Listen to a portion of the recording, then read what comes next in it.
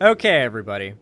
Today, I am going to subject you all to a deep, dank, weird corner of the internet that I imagine many of you are either not familiar with or have a passing familiarity with and have likely been too afraid or grossed out to actually delve into this area of online content.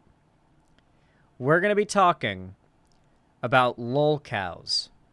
Now, this topic isn't exactly anything I've, not talked about in the past. Like, I've talked about Kiwi farms, I've talked about Chris Chan. The, topic of lolcows has been discussed before. But for those that don't know, lolcow is a term that is technically apolitical. But if you're a lefty on the internet, or part of a marginalized group on the internet, chances are you heavily associate its usage with people on the far right. What lolcow means is essentially an individual from whom you milk lols like you would milk a cow. Lols being laughter, funnies, jokes, enjoyment. Now, to be fair, this definition has actually expanded pretty far beyond the literal definition of lolcow. I think a lot of people who've been labeled lolcows are followed and obsessed over for reasons that aren't actually meant for humor or funniness at this point. Like, I feel like a lot of the time, most internet lolcows, as they've been dubbed, aren't really being milked for lols so much as something else. But, nonetheless, the topic of lolcows, while on the left very heavily associated with the far right, technically is a pretty apolitical and broadly popular topic. If you go into any mainstream internet space, you're going to find people who know who Chris Chan is and think documentaries about Chris Chan are interesting. Like, that's just a thing that is going to happen. It is not an exclusively far-right thing, and I feel like a lot of lefties do a disservice to themselves by acting as though that topic should be left and reserved exclusively to the far right, because discussing these things is, I guess, too lowbrow or something. But no, I want to talk about this. There is a significant community of people online who obsess, and I do think that's a fair way of putting it, obsess, in the same way one might someone who they are a fan of, over people that they hate. Online internet figures. A good example of someone who's a lolcow is Keemstar. Keemstar is objectively a lolcow. The internet has kind of bullied and fucked with him for a long time, but he is arguably one of the more successful of the lolcows. A better and more textbook definition would be Chris Chan. But I could go on, right? There's like DSP, Wings of Redemption, Boogie2988, right? These are all people who qualify as lolcows. One of the most huge commonalities in these people's character and lives is A, they are depressed, and thus tend to have very poor skills in regards to, like, control of their emotions. Like, they'll get upset on stream, and instead of being able to, like, stop themselves from having an outburst, take a deep breath and, like, express their emotions in a way that isn't weird looking. Dream is also a lolcow now. Instead, they'll have, like, a meltdown on stream that gets clipped and, you know, people post it around that goes viral. Or, for example, a lot of them are, like, very obviously grifting and just trying to, like, do whatever they do for money. A lot of them aren't very successful financially, and so, like, the fact that they don't have much money but still have to make content is kind of held over their heads by their audiences of anti-fans as a way of, like, forcing them to stick around for the bullying that they are, you know, forced to endure day by day. And this type of content creation and consumption is a really popular niche online. A really big and popular niche online, and one that the left just doesn't really touch because it's kind of dirty, for lack of a better term. However, I think it's worth throwing my voice into the ring of this topic everyone else is going to be. Because, hell, if there's going to be a lefty voice out there discussing this stuff, it might as well be me. Boblax recently put out a video called Boogie2988 Crawls for Keemstar and Begs on Lolcow Live Podcast. I want to talk today about the absolute pitiful degeneracy of the Lolcow content community online. The people who create it, the people who consume it, the people who just feed into it and enable it, how just weird and embarrassing it is. Because I feel like a lot of you have no idea how degenerate the depths of this topic can get. Anyway, here's the video. Let's check it out. Apparently, the background of this is that Boogie, Keemstar, and some other people who have been deemed lolcows by the internet run a podcast called the Lolcow Podcast. A very lolcow thing to do is to make a podcast centered around being lolcows and trying to monetize that. Wings apparently is in it. Yeah. The only things I know about this is from what I've heard on PKA, which is, of course, the podcast that Wings of Redemption started and then was vetoed out of because he's so unlikable. So as many of you guys know, I have probably been the person to document Keemstar the most out of anybody on YouTube. And I'm not joking when I say that one of the most insane and hilarious clips of Keemstar just got released today. So for context, Keemstar has started a project called Lolcow Live, where Boogie2988, Wings of Redemption, and Tommy C do a podcast together, and then the farmers consisting of Turkey Tom, Mudahar from Some Ordinary Gamers, and Nicholas Diorio react and laugh at those Lolcow podcast episodes. But before this format for the show was announced, Boogie and Mudahar got into some drama unrelated to the podcast, which caused Mudahar to make a response video on his 3 million subscriber channel. Something that Boogie would obviously be dying to respond to, but was holding himself back as he promised that he would only talk about drama on Keemstar's Lolcow podcast. But with the podcast being a week away from launching, and Boogie being Boogie, he couldn't help himself and decided to go onto review tech. Do you guys know, like, the masculine urge to take, like, a man whose life is completely fucked and help him fix it? I'm pretty sure that's not just me. I'm pretty sure that's, like, a masculine urge type thing. To find a dude whose life is just completely fucked and to, like, guide him to getting his life... That's, like, a primal thing. Yeah, I think so. That no one gives me that feeling more than Boogie. I feel like if Boogie was willing to, like, make me essentially his boss for, like, 6 months, I could transform him mentally and physically into, like, a different person, and a better person at that. So much of his problems, in particular, because I've known of Boogie for a very long time, you know? I can fix him. I've known of Boogie for a very long time. So much of his problems are literally just the fact that you know this guy sits alone a lot and just self-abuses, like, mentally. Like, just shit-talks himself and puts himself down and is addicted to self-pity. And that's the kind of thing, just having someone in your life who doesn't let you have those moments ever, at least until you're, like, at a point in your life where that's not a thing you're dealing with anymore, is really, like, the best way to deal with it. Probably the biggest fall from grace in the entire internet. Yeah, definitely. One of the biggest. Without having committed... Oh, God. Without having committed any, like, moral atrocities or crimes. In order to talk to him about this drama, which caused Keemstar to absolutely lose it in Review Tech USA's stream chat, claiming twice that Boogie has been kicked from Lolcow Live. And if you thought that was an overreaction, listen to these voice memos Keemstar left Boogie right after he... So, here's where I want to talk about the reason that I'm covering this, besides Cherry sending it to me and, you know, it's interesting.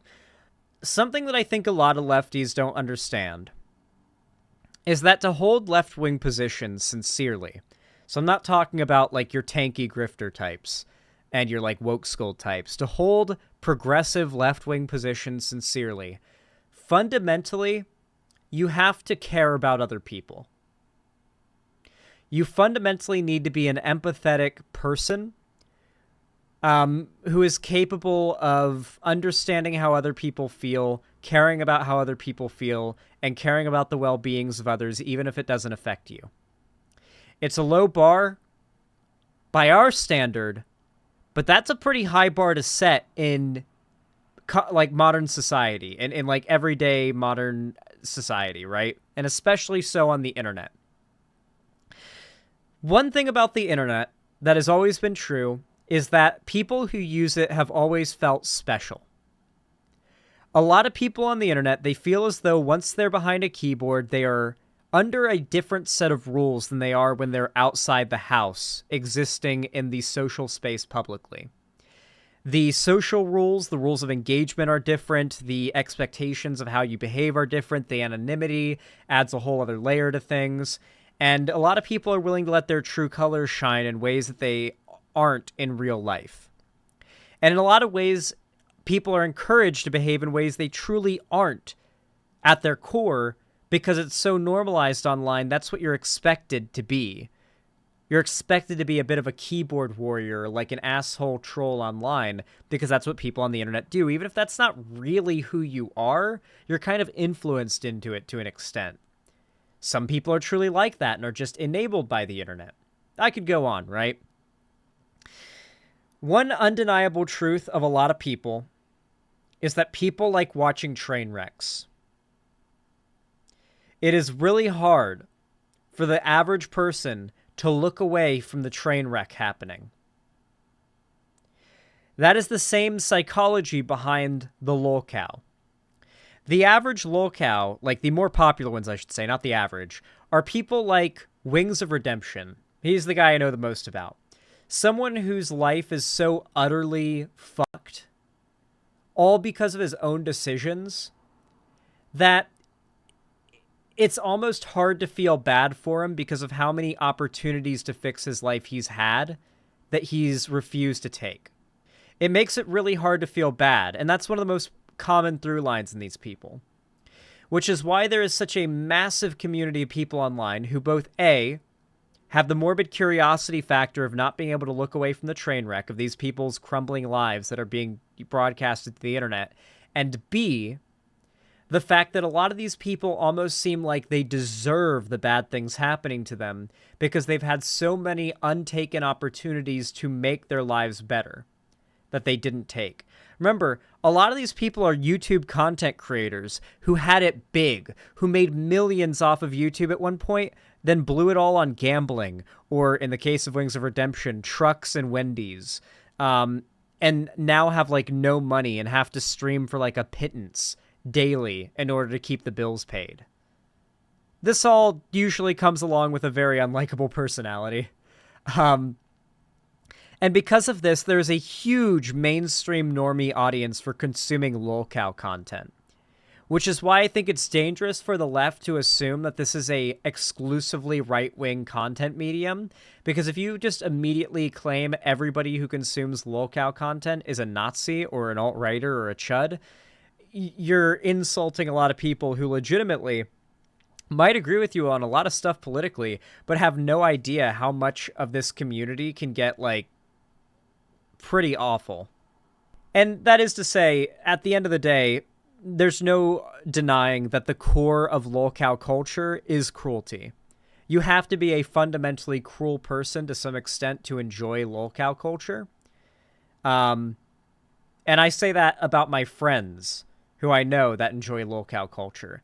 To some extent, you do have to fundamentally enjoy some level of cruelty in order to enjoy that type of content. And that cruelty is, I think, one of the barriers that does keep a fair amount of people from being as open to more hyper-progressive positions. And when I say hyper-progressive, I mean getting to the point where you see this lolcow stuff and you find it disgusting rather than interesting. Yeah, Noonfish. left to review Tech USA's stream at Keem's request. Fuck you and your stupid fucking head. Your fucking retarded fucking head. I talked to you before you went on.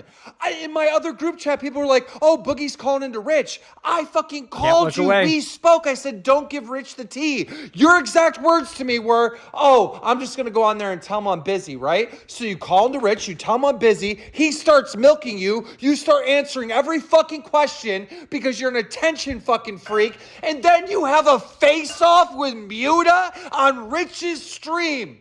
The face-off between you and Muta should be on your podcast. That's monetized, that you make money on. Fuck you and your stupid fucking head. This is not a mistake. This is not an accident, you fucking retard. You did this on purpose. I talked to you before you went in. I fucking hate you. Fuck you. All the time and effort into this fucking show to help you guys out, and you can't do the simplest task. I fucking hate you. I hate you. I hate you. Retard. Yeah, obviously I fucked up. I was just going to go there to promote the show. I didn't know Muta was going to come in there and pull his shit. I should have left when Muta showed up and said, save it for the show. But you're right. I respect your decision. Let me know if you need any of the passwords or anything like that. I'll be glad to hand them over. And let me have a change I of mind. really wish. And also, you didn't call I really wish Boogie had a spine. me and you didn't talk to me. You sent me a message here, but you didn't call and talk to me. We didn't talk. I mean, I understand you're upset right now, but we didn't talk. I need you to fuck off. Like, seriously, fuck off. I need you to get on your fucking hands and knees. All of these audio clips need to become like audio memes, okay? Like all of these clips of Keemstar screaming need to become audible memes that get used like as clips in YouTube poops and shit.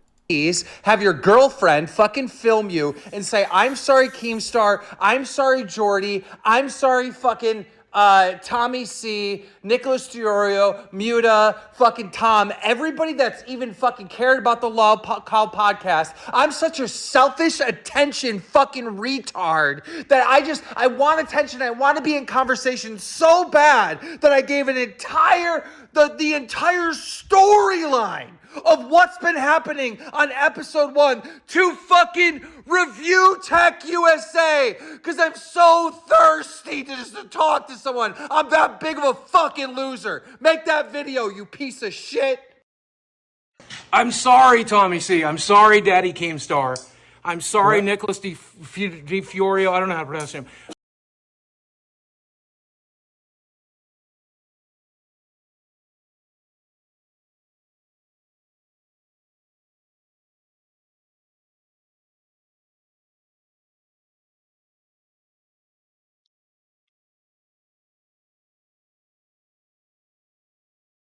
What do I even say, dude? You know Boogie follows me on Twitter? What do I even say? Like...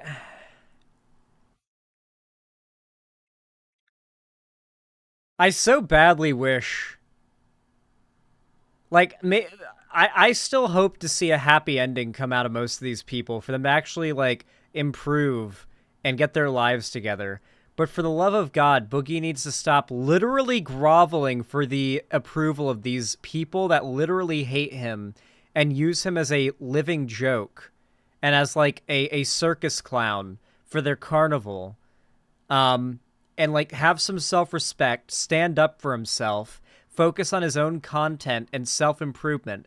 What people want to see, what I actually think would do better than like people watching his life fall apart, would be people watching him fix his life.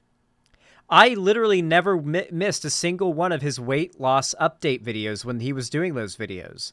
I was excited to see his weight loss journey. I was hoping to see a day where Boogie would have, you know, he's got his perfectly new teeth. I was hoping he would get like LASIK eye surgery so he wouldn't have to wear glasses, and he'd get his weight loss done. He would have a physical transformation. Everyone was super excited for that. His viewership was super high. There was more positivity in Boogie's community than I'd ever seen back in like 2017 is when he did this big time. Then he got divorced and he kind of fell out of it, but then he got back into it again and things were looking good for a while. But now he's back to doing this shit.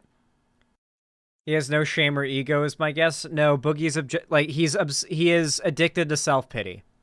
Boogie is addicted to self-pity. I wouldn't even do this as a sexual submissive. So fucking real. I'm sorry, Jordy. I'm fucking sorry. It was fucking stupid of me to go on Rich's fucking show and give away the fucking storyline. I'm a fucking attention hog piece of shit. It was fucking stupid. I should have left the moment Muda came on. I'm fucking stupid. And I'm fucking sorry. I understand your decision. I'll hand over any passwords you need, wherever you want. Sorry. I just want all of us on the same page, all right?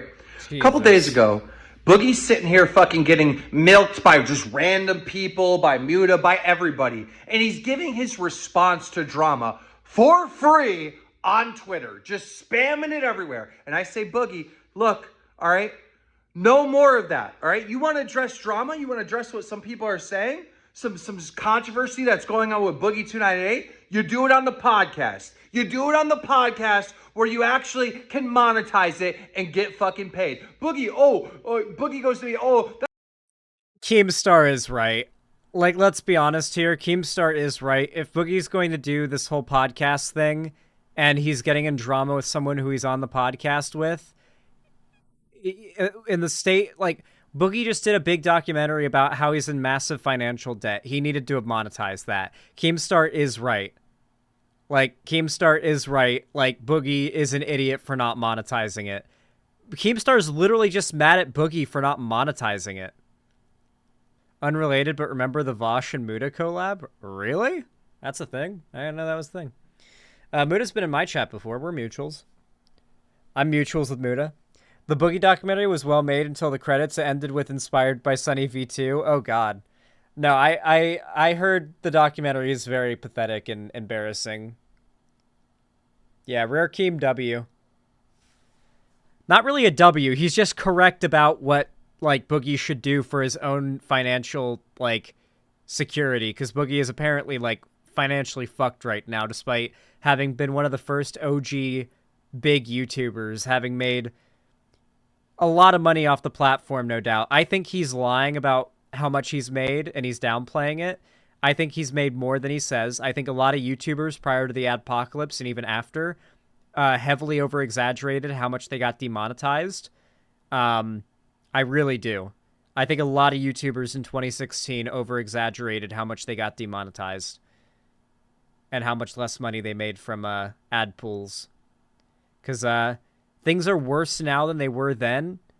And while things could be better, they're pretty good. As in, like, I know based off of my CPM and my income on YouTube, that Boogie, who was pulling multiple millions of views per video at one point prior to the adpocalypse, made millions. Boogie made millions over the course of his YouTube career.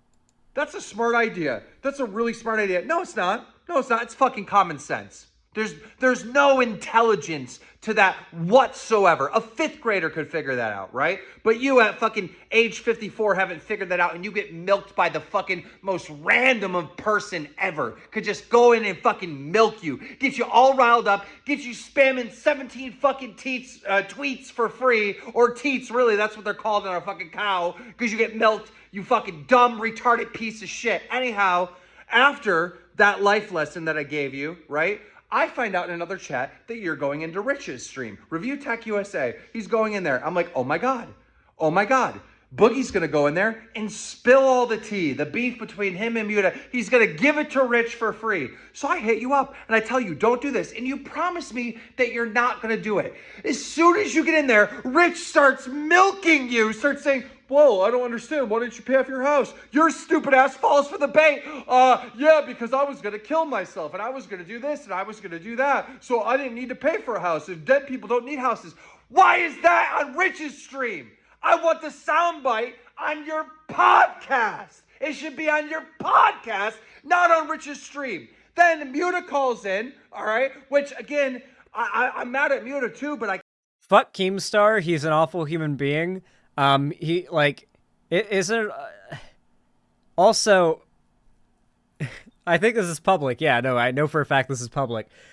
He drunk drives all the time, and also, who remembers that one tweet from him when he tweeted out on Christmas Eve, like 2014, 2015, or something like that? I forget which year it was. He tweeted out, "Oh fuck, I hit a dog on my way home.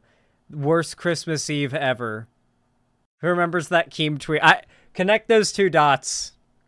He confirmed it died. Yeah, he confirmed it died. Yeah. Howard DUI King. can't be too mad because he doesn't. This is my paint. Whiskey. This is my paintbrush. Car. This is my canvas. U.S. Highway. Own this podcast. Boogie, you own it. When you're right, you're right. I shouldn't have went on Rich's thing. And I definitely should have left when Muda came on. And I shouldn't have been talking about any of that shit. You're right. Again, Mike wants me to promote this doc. I went on to promote the doc. I thought I could also promote the live stream. Yeah, no, Keem is God's drunkest driver. But you're right. I'm an easily manipulated asshole. So, I fucked up. We also have some DMs between Boogie and Keem that took place during and after Boogie's appearance on Review Tech USA's live stream. His name is Rich, so that's what Keem is referring to in this DM, where he says, "Boogie, you only talk about drama on the podcast. Don't give this to Rich." Boogie responds, well, I'll just pop in and say hi. No drama. I don't even know what he wants to talk about. Keemstar says, "Boogie, he's milking you aboard." Boogie! Like, dude, imagine if Boogie had a Wrangler. Imagine if I was Boogie's, like, Wrangler, and, like, he wanted to go on a podcast like that, and I was like, nope. Don't you dare. Just slap his hand when he goes to the thing. Like, he needs a handler. He needs a Wrangler. He needs somebody to, like, keep him from, doing stupid, self-destructive shit. Like his pants. Do you guys... Okay, chat, have you guys never heard the term retard Wrangler? You guys have never heard that term? I was using the shorthand for it. But that, yeah. Boogie, leave now! God damn it! Why the fuck are you giving this all to Rich? The entire first episode of the podcast is ruined. Why are you doing this? Why? Boogie, you were kicked off the show. Go fuck yourself. Fuck you, fuck you, fuck! I fucking hate you! Boogie responds, yeah, I respect that. Keemstar. Oh my god, he has no spine, dude. He has no fucking spine. It's so sad to watch.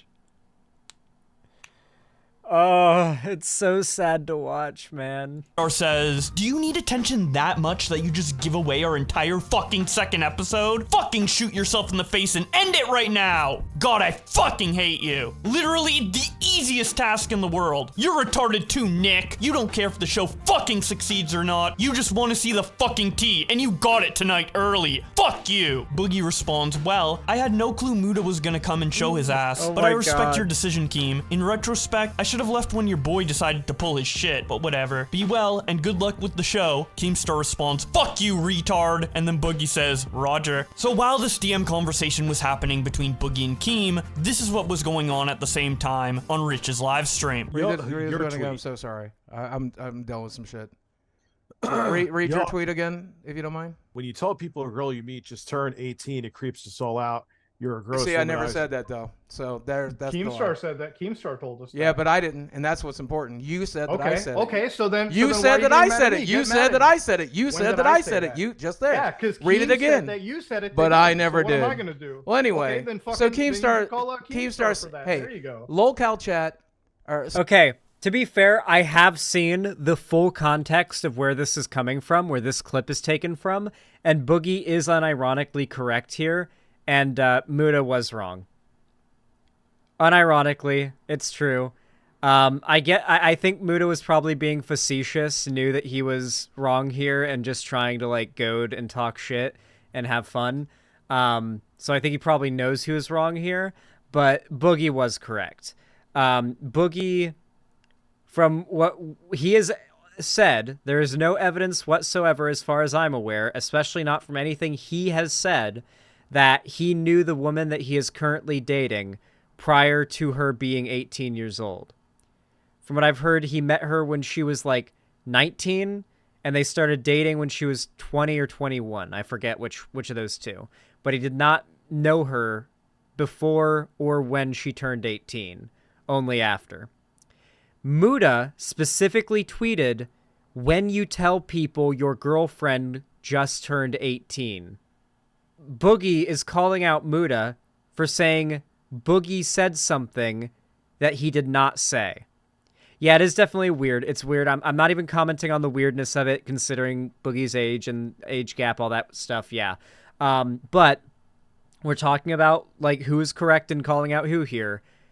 It is true that Muda lied in saying that Boogie effectively admitted to being a pedo, essentially, like, heavily implied that.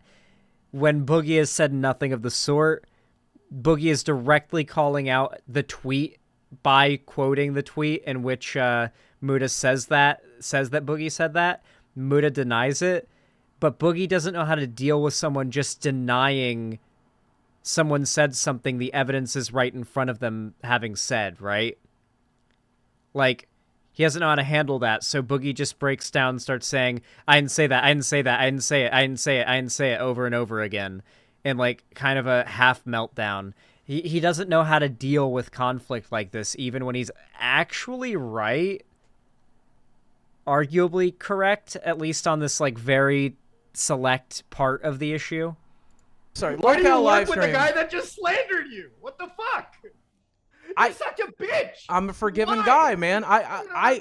understand. Fuck it. Keemstar's gonna make me literally money. called I'm you just a here to make pedophile money. on the back. Well, I wasn't anyway, gonna mention a private Keemstar's chat. asking me I to wasn't save gonna it for the talk Lolcow about it. Bring it podcast. up. I'm gonna save it for the Lolcow podcast. And that comment of Muda calling Boogie a bitch aged like fine wine, considering that not even an hour after that, Boogie was literally on his hands and knees begging for forgiveness from Keemstar, who a couple minutes prior just told him to kill himself. But as pathetic as Boogie is acting in this situation, Keemstar is not off the hook either, as I think everyone can agree that Keemstar's reaction to Boogie going on No Rich's shit. stream was way over the top and pretty Yeah, no unjustified, considering that the Lolcow podcast never even planned to have a confrontation between Boogie and Muda directly, as the format is Boogie doing a podcast with Wings and Tommy, and then Muda reacting to it after the fact with Nicholas Diorio and Turkey Tom. So the confrontation that happened on Rich's stream is something we never would have gotten with the Lolcow podcast anyways. As for the logic behind people not watching the Lolcow podcast because the confrontation happened on Rich's stream, I think it's kind of flawed, because Rich's podcast was just one instance of Boogie talking about drama, and more drama is undoubtedly going to happen with him in the future. So if anyone wants to see that consistent output of Boogie's take on his own drama, that's going to be on the Lolcow podcast, which was heavily promoted by Boogie during that live stream.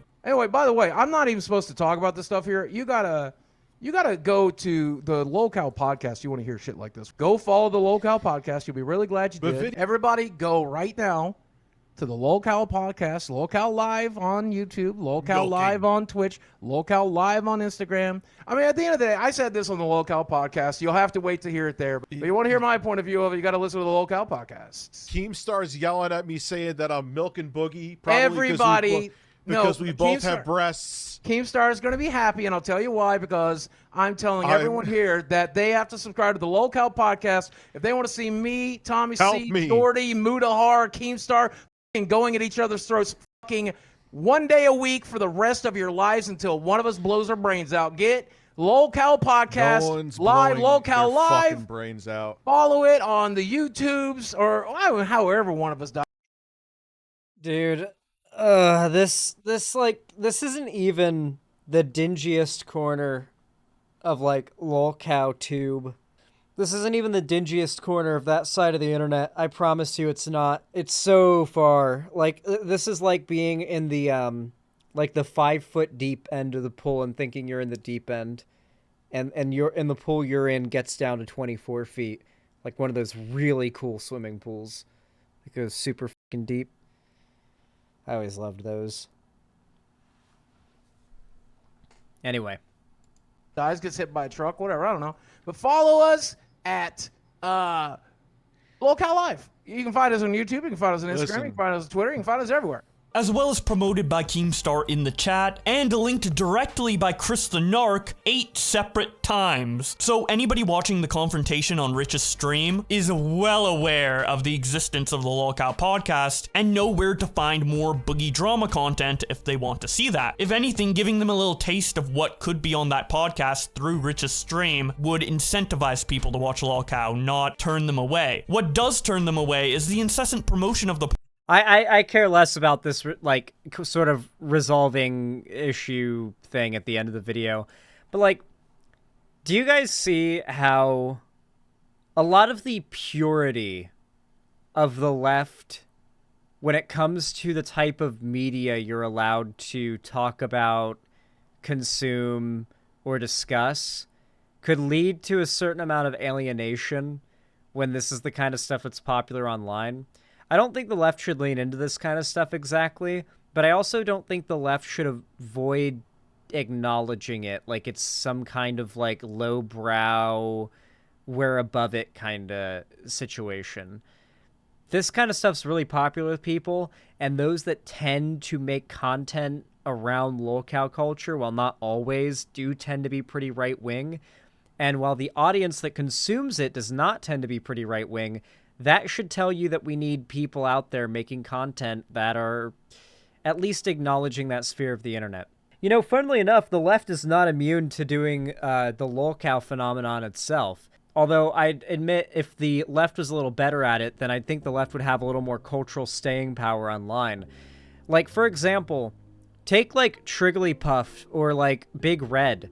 Those are immediately recognizable figures that just went viral in videos because they were feminists or progressive from, like, many years ago.